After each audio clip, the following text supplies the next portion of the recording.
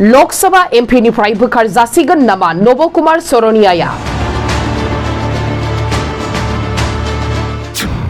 MP नबकुमार सरनियानि ST सार्टिफिकेटनि सायाव नायबिजिरनो गुवाहाटी हाइकर्टनि बिथोन। बर' कसारी मुं लाना एसटी सार्टिफिकेट दिहुननानै क'क्राझार लोकसभा बियाबनिफ्राय नैथि खेब एमपि जानानै दावगासिनो नबकुमार सरनियाया। नाथाय बे खेबाव एमपि सिटखौ खोमानांनो हासिगौ नबकुमार सरनियाया। एमपि नबकुमार सरनियानि कास्ट सार्टिफिकेटखौ 2 दाननि गेजेराव नायफामनो बिथोन होदों गुवाहाटी हाइकर्टआ। मख'जाथावदि नंखाय बर' कसारी मुं लानानै एसटी सार्टिफिकेट दिहुननानै बिसायख'थि गेलेनानै एसटीनि एमपि सिटखौ आवग्रिनायनि थाखाय हिरा सरनियानि एसटी सार्टिफिकेटनि हेंथायै थांनाय माखासे बोसोर सिगां बड'लेण्ड जनजाति सुरक्षा मन्थ्रि जानानै जनकलाल बसुमतारी आरो दावराव देख्रेब नार्जारिया गुवाहाटी हाइकर्टआव केस होदोंमोन।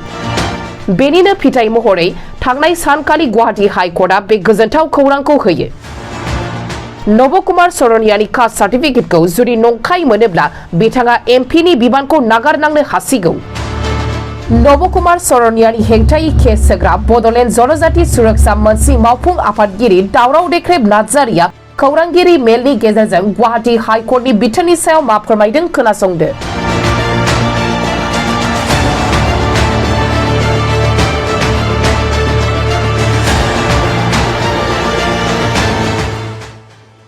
नामावनो जोङो बयबो जनजाति सुरक्षा मन्थ्रिया ज' जालायनानै माने हाइकर्टआव जों मोनसे आपिल खालामदों आरो बे हाइकर्टआव आपिल खालामनानै मैया मोनसे हाइकर्टआ अर्डार होबाय जे इमिडियेटलि जे आसामनि बे सिकिउरिटि कमिटिया 2 मासनि गेजेरावनो बे नब सरनिया ट्राइबेल नंगौना नङा बेखौ माने बिनि सार्टिफिकेटखौ नायफिननांगौ बे बाथ्राखौ मैया हाइकर्टआ बिथोन होबाय।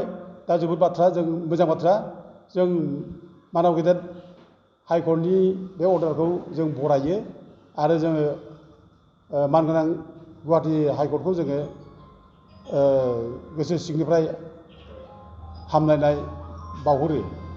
दा नब सरनियानि बे सार्टिफिकेटखौ जे नायबिजिरनो नागिरदों सिकिउरिटि कमिटिया बे नायबिजिरनानै जुदि बेयो जुदि ट्राइबेल नङा होननानै प्रमान जायोब्ला बेखौ सिकिउरिटि कमिटिया ट्राइबेल नङा होननानै प्रमान खालामोब्ला अब्ला बिनि सार्टिफिकेट दानजागोन, बिनि सार्टिफिकेटआ केन्सेल जागोन आरो जेब्ला बिनि सार्टिफिकेटआ केन्सेल जागोन लगे लगेनो बे अर्डारखौ लानानै बे सिकिउरिटि कमिटिनि अर्डारखौ जोङो माने माबायाव हैगोन स्पिकार इन्डियान पार्लामेन्टनि स्पिकार होगोन आरो लोगोसे बेखौनो जों आरोबाव माने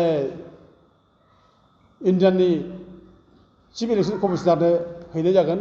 अब्लानो बिनि एमपि बिबाना दानजागोन, बिनि एमपिआ थानाय नङा।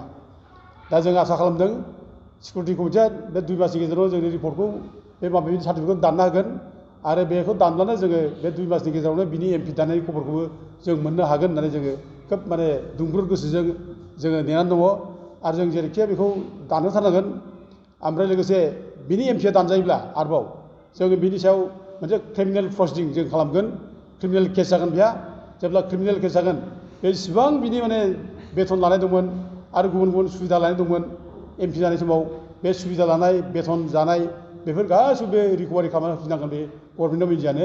आरो बे रोखोम मोनसे उदाहरन जोंहा सुप्रिम कर्टनि अर्डार दंखायो हिसाबै जों बेखौ क्रिमिनेल प्रसिडिं द्र खालामगोन आरो बेखौ जों जेरैखिबाबो जों बेखौ माने क्रिमिनेल हिसाबै जों माने केस होफिननानै जेल जानानै जों माने माबाखौ जनजाति सुरक्षा मन्थ्रिनिफ्राय जों ज'नो बयबो जोङो थांखि लागोन, जों मावलायलायगोन। दा रोखा रोखा माने प्रमान दङ, जों बुंनाय जाबाय दहायनिफ्रायनो बे नब सरनिया बर' कसारि नङा। नब सरनिया बे सरनिया जाथिनिसो मानसि बियो आरो सरनिया जाथिया नटिफाइड ट्राइबेल नङा आरो बे नटिफाइड ट्राइबेल नङिखाय बियो ट्राइबेल सार्टिफिकेट मोननो हाया बियो। दा बे गाव ट्राइबेल सार्टिफिकेट मोननो हायिखाय बियो थगायनानै जालियाथि खालामनानै भुवा गावखौ माने बर' कसारि फरायसा लानानै बे माने ट्राइबेल सार्टिफिकेट लादों बे। गुवाहाटी हाइकर्टआ क'क्राझार लोकसभा समस्तिनि एमपि बिनि ट्राइबेल सार्टिफिकेटखौ बैधता नंगौना नङा बिनि लेगेलिटिखौ नायफिननो थाखाय आसामनि सिकिउरिटि कमिटिनो 2 मासनि समायसीमा होनानै होबाय। दा नब सरनिया 5 नं क'क्राझार जनजाति समष्टिनिफ्राय बर' कसारि ट्राइबेल सार्टिफिकेट लानानै एमपि जादों। दा बिनि एमपि जानाया इलिगेल, बियो अबैध भाबै बर' कसारि नाम लानानै ट्राइबेल सार्टिफिकेट लादों। दा बेयो बर' कसारि नङा, बेयो ट्राइबेल नङा। दा बिनि सार्टिफिकेटआ इलिगेल आरो बे फ्रड, बियो 2 नम्बरि बियो। बेखायनो बिनि सार्टिफिकेटखौ जों 2 नम्बरि होननानै, बे 2 नम्बरि सार्टिफिकेट लानानै एमपि जादों होननानै बेखौ जोङो जावले जावले कमप्लेन खालामदों, हाइकर्टआवबो केस होदों। दा जोङो बिनि जायनाखि बंस' परिचय, बे बंस' परिचय गासिबो रेकर्डखौ नायजोब्बाय, बिनि हा हुनि रेकर्ड जों गासिबो नायजोबदों, बिनि लेगेसि डाटा जों नायजोबदों। बिनि हा हुनि रेकर्डआव बिनि बिबै बिबौ बिमा बिफा गासिबो हर'कस, ओमफ्राय बिनि लेगेसि डाटा, बे लेगेसि डाटायावबो बिनि बंस' परिचया हर'कस। आरो आसामाव हर'कसफ्रा 18 नम्बर सिरियालाव बिसोरो अबिसि स्वीकृति मोनखानाय। दा बे आसामाव 18 नम्बर सिरियालाव अबिसि स्वीकृति मोननाय बे नब'सरनिया बोरै ट्राइबेल सार्टिफिकेट मोनखो, बे गिदिर जोंनि थाखाय प्रश्न जाबाय। आरो बे भुवा ट्राइबेल सार्टिफिकेट लानानै, बे भुवा बर' कसारि नाम लानानै जे जोंनि थिखानाय ट्राइबेल रिजार्भ समष्टियाव 5 नं क'क्राझाराव जे एमपि जानो हाबाय, बे जोंनि थाखाय जोबोद दुखुनांथाव जाबाय, जोबोद दुखुनांथाव। आरो बिनि एमपिखौ जेरैबाबो दाननांगौ, बेखौ जों एमपि जानो होनो हाया। मानोना बे जोंनिसो अधिकार, बे ट्राइबेल रिजार्भ समष्टिया जोंनिसो। दा जोंनो ट्राइबेलफोरनि गांनाय उखैनाय दुखु दाहाफोरखौ, प्रब्लेमफोरखौ पार्लियामेन्टआव बुंनो थाखाय जोंनो मोनसे सिट रिजार्भ खालामनानै दोनदों। नायल' जाल' मोनसे सिट, बे नायल' जाल' मोनसेल' सिटखौबो जोङो जुदि खोमानानै लायोबा, जोंनि दुखु दाहाफोरखौ, जोंनि गाबनाय उखैनाय, जोंनि गांनाय उखैनाय, बेफोरखौ पार्लियामेन्टआव सोर बुंहैनो? दा दिनै जोंहा मोनसे गिदिर प्रब्लेम फैबाय। नब'सरनिया एमपि जानायनिफ्राय जोंनि बे जायगानि ट्राइबेल बे 2 नम्बरि सार्टिफिकेट लानानैनो बे एमपि जालांबाय। जोंखौ माने जोंनि बेरेखा माने गोबां खामानि मावबाय। जोंहा रेकर्ड दङ, बे सासे ट्राइबेल मोनब्ला बे दिनै बे अबर' संगठन दालायनानै, अबर'आव माने आफाद दालायनानै बे ट्राइबेलनि बेरेखा मावनो नाङामोन बियो। बे बर' कसारि मोनब्ला बे अबर' आफाद दानानै बे ट्राइबेलनि बेरेखा, बर'फोरनि बेरेखा मानो बाथ्रा बुंबाय थाखो? गोबां जोंहा माने बिनि सायावनो जों बिनि थाखायनो जोंहा खैदां खैफोद जों भुगिनांबाय, जों माने दुखु दाहा मोननांबाय बर'फ्रा।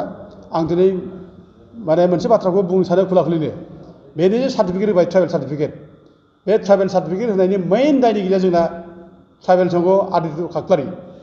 आदित्य खाख्लारिया जुदि ट्राइबेल सार्टिफिकेट होआमोनब्ला, बेनो बे ट्राइबेलनि सार्टिफिकेट मोनामोनब्ला बे जायगायाव बे एमपि दारायनो हायामोन। आरो लोगोसे बे सार्टिफिकेट जुदि माने मोनामोनब्ला, बे जायगायाव सोरबा बर'आनो दारायगौमोन, बेयाव सोरबा ट्राइबेल मानसियानो दारायगौमोन, हयथ' सोरबा इउपिपिएलआनो दारायगौमोन, सोरबा बिपिएफआनो दारायगौमोन, बर' मानसियानो एमपि जागौमोन। दा बे ट्राइबेल सार्टिफिकेट होनाया गिदिर क्राइम, बे बर' जाथिनि। बेखौ जों माने सिनायनानै लानांगौ जाथिया। बेबायदि जाथि बिरोधि खामानि मावग्राखौ जों दा सिनायनानै लानांगौ। आरो बेल' नङा, आदित्य खाख्लारिल' नङा, बे ट्राइबेल सार्टिफिकेट होनायाव जोंहा प्रमद बर'मोनहा जड़ित दं। बेयाव प्रमद बर'मोनहा ट्राइबेल सार्टिफिकेट होनो थाखाय ट्राइबेल संघखौ थिनदों। प्रमद बर'मोन ट्राइबेल सार्टिफिकेट होनो थिनामोनब्ला हयथ' ट्राइबेल संघआबो होआ जानांगौमोन। दा प्रमद बर'मोन थिननायावबो होनांबाय। आरो अफेनलि बिथांमोना बुंबायदों, प्रमद बर'मोनहा बे सरदारफोरजों ट्राइबेल सार्टिफिकेट होदों, बे होनो थिननायनि खारनखौ बिथांमोना बुंदों जे माने ट्राइबेल रिजार्भ समष्टिया दानजानोसै, आरो ट्राइबेल रिजार्भ समष्टिखौ रैखा खालामनांगौब्ला जोङो बे माने सरनायाफोरनो ट्राइबेल माने सार्टिफिकेट होनानै ट्राइबेलनि जनसंख्याखौ बारायनानै जों ट्राइबेल रिजार्भ समष्टिखौ जोङो रैखा खालामनानै लानांगोन, बे बाथ्राखौ बुंदों।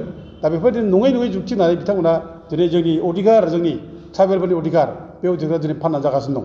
आरो दा मोनसे खोथाखौ आं बुंनो सानदों, जोबोद दुखुनांथाव बियो। जोंनि रायजोफ्रा दिनै बयबो माने खोमा होनांगौ।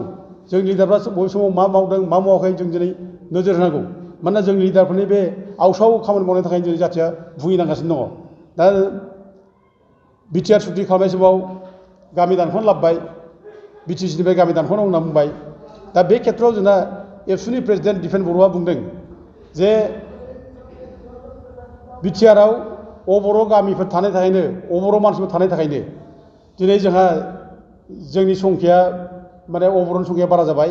आरो बे अबर'नि संख्याया बारा जानायनि थाखायनो जोंहा नब'सरनिया दिनै जोंनि ट्राइबेल रिजार्भ समष्टिनिफ्राय एमपि जालांबाय, बे बाथ्राखौ बे बुंदों।